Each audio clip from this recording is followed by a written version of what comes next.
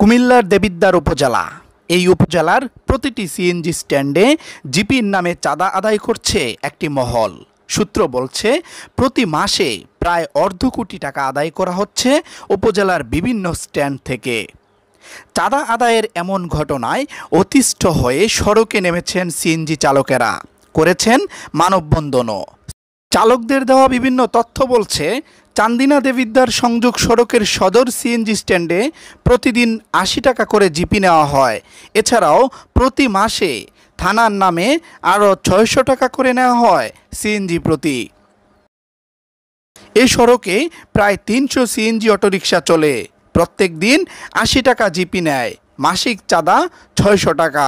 সে হিসেবে কেবল এই সড়ক থেকেই প্রতি মাসে ৯ থেকে ১০ লাখ টাকা চাঁদা তোলা হচ্ছে। প্রত্যেক মাসে ৬০০ টাকা দেওয়ার জন্য দৈনিক জিবি আমাদের ৮০ টাকা দেওয়ার জন্য কার্য করা হয়। না দিলে তাকে গরম পানি ছোড়া হয়, তাকে বিভিন্ন ধরনের বেত্রাঘাত করা হয়, চর থাপ্পড় দেওয়া হয়। আমরা এই জালিমদের হাত থেকে কবে মুক্তি পাবো? ওই হিসাব শুধুমাত্র চান্দিনা দেবিদ্বার সংযোগ সড়কের। একই রকম হিসাব রয়েছে দেবিদ্বার জাফরগঞ্জ সড়ক, দেবিদ্বার ফতেহাবাদ সড়ক, দেবিদ্বার ভরসালগড় সড়ক, দেবিদ্বার গুনাইগড় সড়কেও। সূত্র বলছে দেবিদ্বার পৌর এলাকার ৬টি স্ট্যান্ড থেকে অন্তত ১,০০০ সিএনজি অটোরিকশা থেকে প্রতি মাসে অর্ধ কোটি টাকা চাঁদা হাতিয়ে নিচ্ছে চাঁদাবাজরা। চাঁদাবাজদের বেপরোয়া দৌরাত্মে অনেকটা অতিষ্ঠ হয়ে গত ২০ আগস্ট দুপুরে উপজেলার দেবিদ্বার চান্দিনা সড়কের বাগুর এলাকায় একটি মানববন্ধন করেছে ভুক্তভোগী চালক ও শ্রমিকেরা। ৫০ টাকা ৬০ টাকা দিতে হয়। আসলে গাড়ি আমাদের নাম্বার আছে, কাগজপত্র সব আছে।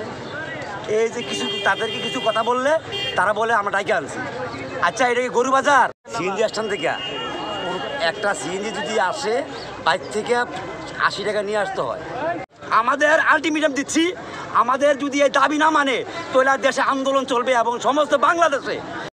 দেবিদ্বার টু চান্দিনা রোডের সিএনজি ড্রাইভার আমরা সবাই বঞ্চিত, আমরা জালিমদের জুলুমে আমরা জর্জরিত। বিগত ১৮ মাস যাবৎ আমরা গাড়ি চালাইতে পারতেছি না। প্রত্যেক মাসে ৬০০ টাকা দেওয়ার জন্য দৈনিক জিবি আমাদের ৮০ টাকা দেওয়ার জন্য একটা আমাদের ইজারা বন্ধ করতে হবে। এই দেবুদ্বারের আমরা যে সিএনজি ডাক দিয়েছে ডাক ক্যান্সেল করতে হবে, আর না হলে এরা ২০ রুট আমরা বন্ধ করে দেবো।